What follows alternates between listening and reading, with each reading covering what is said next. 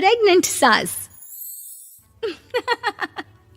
जमाना कितना भी बदल जाए, इतना भी नहीं कि बहू घर आए और सास गर्भवती दिख जाए।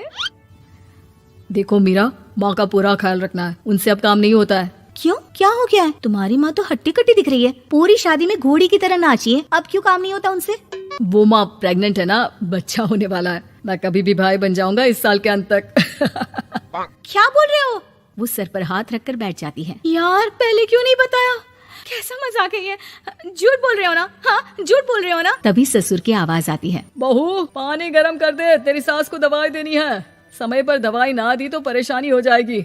और हाँ, जरा काजू पीस कर दूध में मिलाकर ले आना, तेरी सास खुद से तो अपनी संभाल करेगी नहीं। हे भगवान, ये मैं क्या सुन रही हूँ?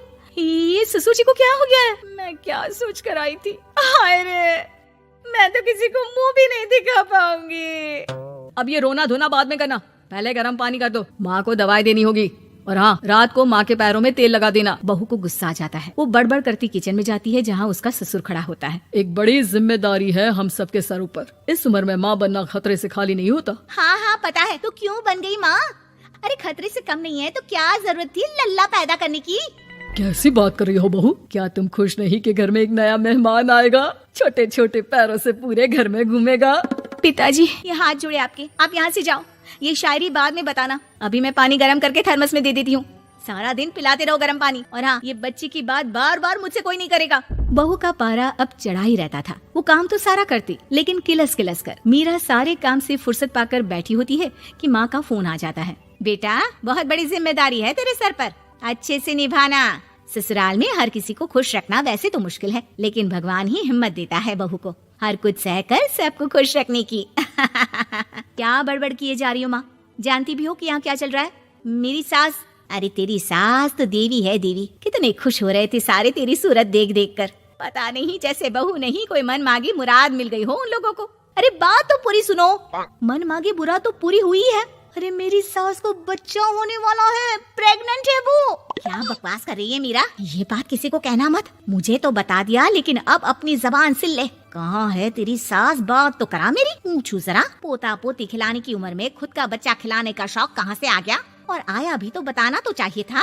अब क्या नाक कटाने के लिए हम लोगों से रिश्ता जोड़ा है? रुक, तेरे पापा से बात करती हूँ। मीरा फोन रखकर लेट जाती है। वो एक सपना देखती है कि उसकी गोद में एक बच्चा खेल रहा है।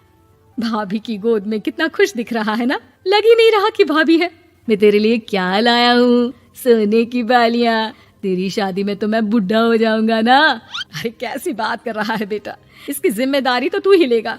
हम लोगों का तो कोई भरोसा नहीं, कब ऊपर वाला उठा ले। बहू को सास को देख देख कर गुस्सा आ रहा था। तभी वहाँ पड़ोसन आ जाती है। अरे बहू, तुझसे तो पूछने से भी डर लगता है कि कब खुशखबरी सुना रही है। अब तो अपनी 1 महीने की ननद की ही जिम्मेदारी संभाल ले, बहुत है। अपने जेवर भी रख देना और पैसे भी जमा करना शुरू कर दे। वो बात आगे बढ़ाती उससे पहले ही बहू जोर से चिल्लाकर उठ जाती है। नहीं नहीं नहीं नहीं, मैं अपने जेवर किसी को नहीं दूंगी। अरे कौन ले रहा है तुम्हारे जेवर?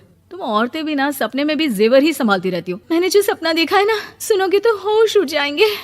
अच्छा, तुम अपना सपना बाद में बताना, पहले मेरा सुनो। कल मैंने इतना अच्छा सपना देखा, इतना अच्छा सपना देखा कि अगर वो पूरा हो जाता है ना तो मैं तुम्हारे लिए रानी हार बनवा दूंगा। बहू अब सारे गम भूलकर पति का सपना सुनने में लग जाती है। अरे क्या सपना था बताइए ना, बोलिए भी तो, क्या सपना है? मैं पूरा कर दूंगी अगर बात रानी हार की है तो। बोलिए बोलिए। मैंने रात को सपना देखा कि माँ को बेटी हुई है और मुझे बहन। सच्ची, इस घर में बेटी हो जाए तो मैं तो झूम ही उठूं। मीरा का मुंह बन जाता है, वो चुप हो जाती है और सपने की बात याद करती है कि बेटी हुई तो उसे ही अपने गहने उसे देने होंगे। फिर तो रानी हार की जरूरत पड़ेगी ही। भाई लड़की बड़ी होगी, उसकी शादी होगी तो जेवर तो चढ़ाने ही होंगे ना, कहाँ से आएंगे वो? कितनी समझदार हो तुम मीरा। मैंने भी यही सोचकर तुम्हारे लिए रानी हार लेने का सोचा था। अरे फूटी किस्मत मेरी जो ऐसा परिवार मिला।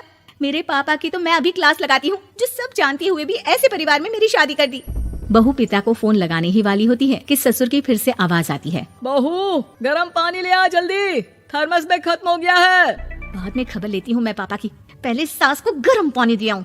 बहू अभी किचन में काम कर ही रही थी कि मीरा के मम्मी पापा आ जाते हैं। वो हाथ में ढेर सारे फल लेकर आते हैं। मीरा के पिता मीरा के ससुर से कहते हैं, लीजिए भाई साहब, ये फल रखिए, बहन जी को खिला दीजिएगा। वैसे कैसी है उनकी तबीयत? बस पता तो है आपको, ऐसे वक्त में जो होता है बस वही सब। मुझे तो सुनकर बहुत गुस्सा आया था, लेकिन चलिए, भाग्य में जो है लिखा उसे कौन टाल सकता है। डॉक्टर को दिखाए? हाँ, बस डॉक्टर आने ही वाला है। अच्छा हुआ आप लोग भी आ गए। उतने में एक सुंदर सी लेडी डॉक्टर आती है।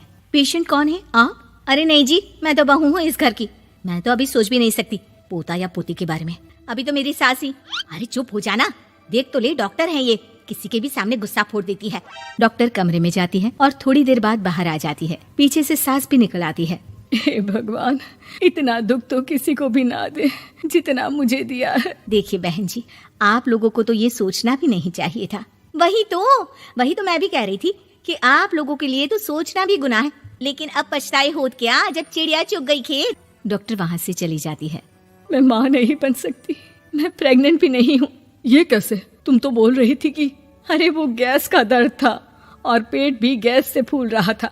डॉक्टर ने चूर्ण दे दिया है, गर्म पानी से फाँकना है। मैं भी लाती हूँ गर्म पानी। अरे मैं तो गीजर ही लगा देती हूँ। हाय रे, खुशी के मारे पागल ना हो जाओ।